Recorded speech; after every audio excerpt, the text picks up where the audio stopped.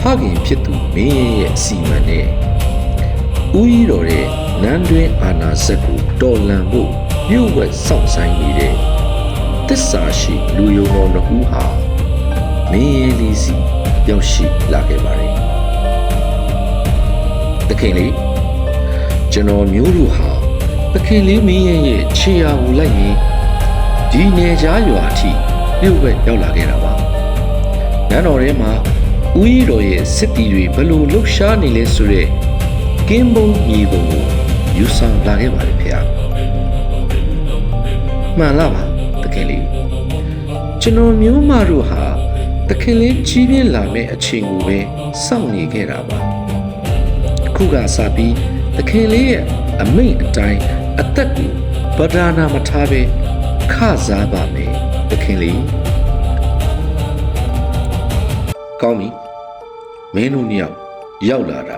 ငါအတွက်အင်အားပဲကျုပ်တို့အလင်းစလို့မလုပ်ကြသေးဘူးဒီမြေပုံကိုတေချာလေ့လာပြီးကျုပ်တို့အပိုင်ဖြစ်မဲ့အချိန်ကိုစောင့်ကြတာပေါ့ဦးကြီးတော်ဟာနန်းတော်ထဲမှာအခုဘလို့ပုံစံနဲ့အုပ်ချုပ်နေတယ်လဲဦးကျော်စွာ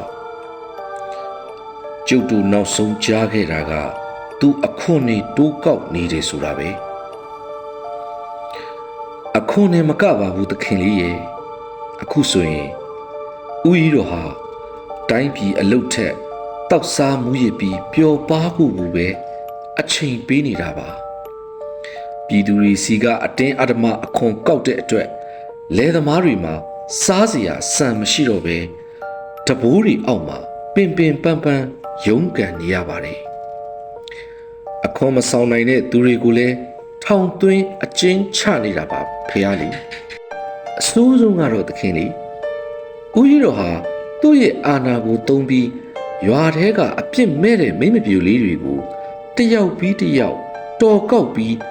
နန်းတော်ထဲခေါ်သွားနေတာပါမိဘတွေမှာငိုယူပြီးကြံရစ်ခဲ့ကြပြီမဲ့ဘယ်သူမှမတားဆီးရကြပါဘူးတတိုင်းပြည်လုံးဟာငရဲကန်းလိုဖြစ်နေပါပြီသခင်လေးမင်းရဲ့တော်ကိုလွန်လာပြီပဲပြည်သူတွေရဲ့မျက်ရည်ဟာအလကားမဖြစ်စေရဘူးကျုပ်ခမည်းတော်တီထောင်ခဲ့တဲ့ဒီနိုင်ငံဒီတိုင်းပြည်ကိုအခုလိုပျက်စီးခွင့်မပေးနိုင်ဘူးမှန်လားပါသခင်လေးဒါကြောင့်ကျွန်တော်မျိုးတို့လည်းအသက်ကိုဗဒနာမထားပဲဒီကင်းမုံမြေပုံကိုယူလာခဲ့တာပါနန်းတော်ရဲ့အားနည်းချက်တွေကိုကျွန်တော်တို့သိထားကြပါတယ်သခင်လေးအမိန့်ပေးတာနဲ့ကျွန်တော်တို့တော်လန်မှုအသက်မှာပဲပြည်သူတွေကလည်းသခင်လေးမင်းရဲ့တိုင်းပြည်ကိုပြန်လာအုပ်ချုပ်မဲ့အချိန်ကိုတိတ်တဆိတ်မျှော်လင့်နေကြပါတယ်သခင်လေးဒီမှာဦးကျော်စွာတော်မြတ်နေခမည်းတော်နှစ်ယောက်အခုချက်ချင်းတိုင်းပြည်ကိုလျှို့ဝှက်ပြီးပြန်ကြပြီတော့ကျုပ်ခမည်းတော်အပေါ်သစ္စာရှိခဲ့တဲ့စစ်တီဟောင်းတွေနဲ့ဦးကြီးတော်ရဲ့ရက်စက်မှုကိုမခံရပ်နိုင်တဲ့ပြည်သူတွေကိုလူသူစုဆောင်ထားလိုက်ကြကျုပ်တို့ပြန်လာမဲ့အချိန်ကိုအသင့်စောင့်နေဖို့ပြောထားပါမှန်လားပါသခင်လေးကျွန်တော်မျိုးတို့လူသူတွေကိုအစွမ်းကုန်စုဆောင်ထားပါမယ်သခင်လေးကိုဘလို့ဆက်လုပ်မှလဲဖေဟာဘယ်တော့စလုပ်ကြမလဲဖေဟာကျုပ်ကိုပညာသင်ပေးခဲ့တဲ့ဘုန်းကြီးနဲ့မဆန္ဒပြီးတော့ကျုပ်ကိုဓာတိုင်းလှန်တိုင်းသင်ပေးခဲ့တဲ့တိုင်းဆရာကြီးတို့ကို